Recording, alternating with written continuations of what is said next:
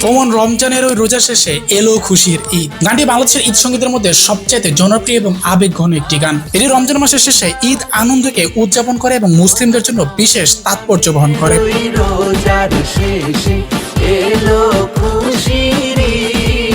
গানটি রচয়িতা, সুরকার এবং গীতিকার ছিলেন কাজী নজরুল ইসলাম, কিন্তু প্রথম গায়ক ছিল আব্বাস উদ্দিন আহমেদ। এই গানটি মূলত 1931 সালে লেখা হয়েছিল। এটি বাংলার প্রথম এবং সবচাইতে জনপ্রিয় ঈদ সঙ্গীত।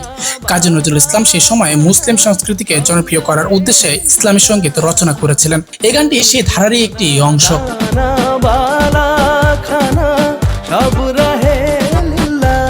এটি বাংলার মুসলমানদের অন্যতম প্রধান ঈদ সঙ্গীত হয়ে উঠেছে। গানটি শুধু আনন্দ নয়, বরং ত্যাগ সংযমের পর পুরস্কার স্বরূপ ঈদের মহত্ব প্রকাশ করে। এখনো ঈদের সময় এই গানটি বাংলাদেশের টেলিভিশন, রেডিও এবং বিভিন্ন অনুষ্ঠানে বাজানো হয়ে থাকে। এই গানটি বাংলার মুসলিম সমাজের সংযম, ত্যাগ, ঈদ আনন্দের এক অসাধারণ প্রকাশ। সবাইকে ঈদ মোবারক, ঈদের অনেক অনেক শুভেচ্ছা।